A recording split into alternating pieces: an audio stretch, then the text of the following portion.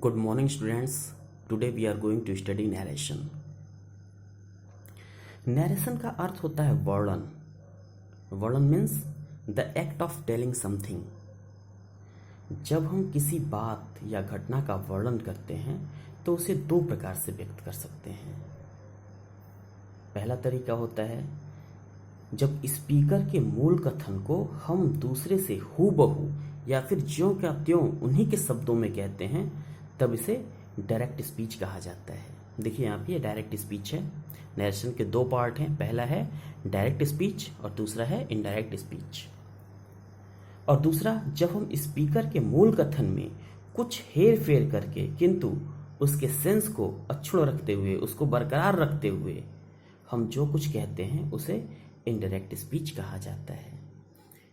देखिए ये क्या है, डायरेक्ट स्पीच जो है ये इन्वर्टेड कॉमास के अंदर है. He said I am hungry. I am hungry क्या है, ये डायरेक्ट स्पीच है.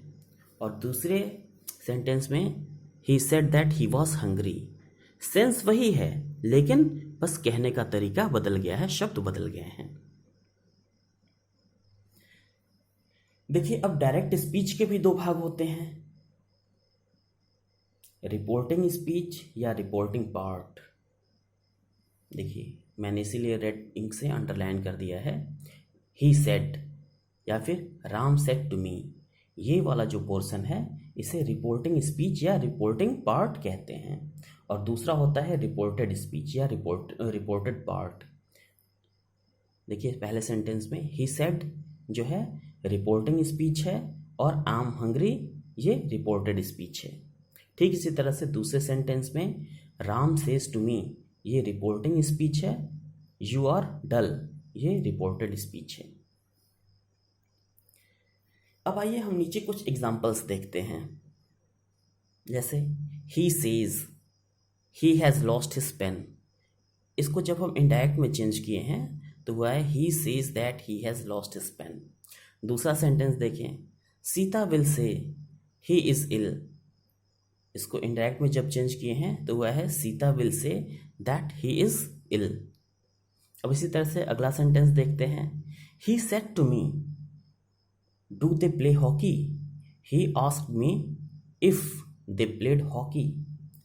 ये ऊपर के जितने सेंटेंसेस को हम देख रहे हैं, इनको देखने के बाद हम इस निष्कर्ष पे पहुंच सकते हैं कि जो डायरेक्ट स्पीच को हम हमेशा कोटेशन मार्क्स या इन्वर्टेड कॉमास के अंदर रखते हैं.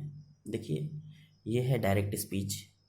इन तीनों ही सेंटेंसेस में हम अगर देखें, ये जो पहला से ऊपर वाला जो सेंटेंस है he has lost his pen, ये क्या है, डायरेक्ट स्पीच है. ही इज़ डल ये डायरेक्ट स्पीच है. डू दे प्ले हॉकी ये भी डायरेक्ट स्पीच है. तो क्या है कि डायरेक्ट स्पीच को हम हमेशा कोटेशन मार्क्स या इन्वर्टेड कॉमास के अंदर रखते हैं, किंतु इनडायरेक्ट स्पीच में कोटेशन मार्क्स को या इन्वर्टेड कॉमास को हटा दिया जाता है. अब देखिए ऊपर वाले पोर्शन में जो हमारा डायरेक्ट स्पीच है वो इन्वर्टेड कॉमास में है, और जब हमने उसे इनडायरेक्ट स्पीच में चेंज कर दिया है तो इन्वर्टेड कॉमा हट गया है. ठीक इसी तरह से डायरेक्ट स्पीच में रिपोर्टिंग वर्ब या रिपोर्टिंग स्पीच के बाद कॉमा रहता है. देखिए ध्यान से, डायरेक्ट स्पीच में रिपोर्टिंग वर्ब या रिपोर्टिंग स्पीच के बाद कॉमा रहता है. देखिए यहाँ पे ये रिपोर्टिंग वर्ब है सेज, यहाँ कॉमा है. ये पूरा रिपोर्टिंग स्पीच है, सीता विल से, यहाँ कॉमा है. लेकिन जब इसे हम इनडायरेक्ट में चेंज कर देते हैं, दोनों ही सेंटेंसेस को देखिए, ही सेज के बाद यहाँ कॉमा हट गया है और सीता विल से के बाद भी कॉमा हट गया है.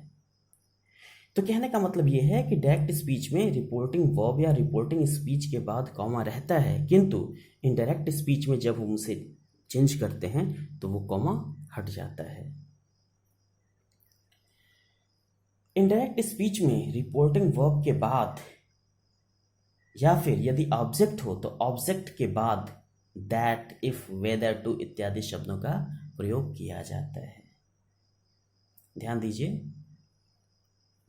इनडायरेक्ट स्पीच में रिपोर्टिंग वर्ब के बाद दैट का प्रयोग किया जाता है. देखिए, he says he has lost his pen. He says that he has lost his pen. यहाँ पे कंजंक्शन दैट का प्रयोग किया गया है। दैट एक कनेक्टिंग वर्ड है, इसका प्रयोग हमने यहाँ पे किया है। और जहाँ पे ऑब्जेक्ट होता है, जैसे Sita he said to me, यहाँ सेड टू मी ऑब्जेक्ट है, वहाँ पे क्या करते हैं, ही आस्क्ड मी, वहाँ पे ऑब्जेक्ट के बाद हम कनेक्टिंग वर्ड का प्रयोग करते हैं। इनडायरेक्ट स्पीच में आवश्यकता अनुसार टेंस तथा प्रोनाउन में भी चेंज करना पड़ता है। अब देखिए इनडायरेक्ट स्पीच में अब टेंस और प्रोनाउन में चेंजेस कैसे होते हैं। देखिए यहाँ पे he said I am hungry, ही और इसका इनडायरेक्ट स्पीच है he said that he was hungry. यहाँ पे प्रोनाउन क्या है, आई, जो रिपोर्टिंग स्पीच के सब्जेक्ट के अनुसार चेंज होकर के यहाँ पे ही हो गया है। ठीक इसी तरह से इसके टेंस में भी परिवर्तन हुआ है। परिवर्तन इसलिए हुआ है क्योंकि रिपोर्टिंग स्पीच का जो टेंस है वो पास्ट है, और जब रिपोर्टिंग स्पीच का टेंस पास्ट में होता है तो रिपोर्टेड स्पीच के भी टेंस में परिवर्तन होता है। अब वो किस तरीके से होता है वो हम बाद में बताएंगे, लेकिन देखिए यहाँ पे क्या है, चूंकि ये पास्ट टेंस का है इसलिए जो इनडायरेक्ट स्पीच है उसमें भी परिवर्तन हो गया है। आई एम हंग्री जो ये सिंपल प्रेजेंट है वहाँ पे जा कर के इनडायरेक्ट स्पीच में ही वॉज हंग्री सिंपल पास्ट हो गया है।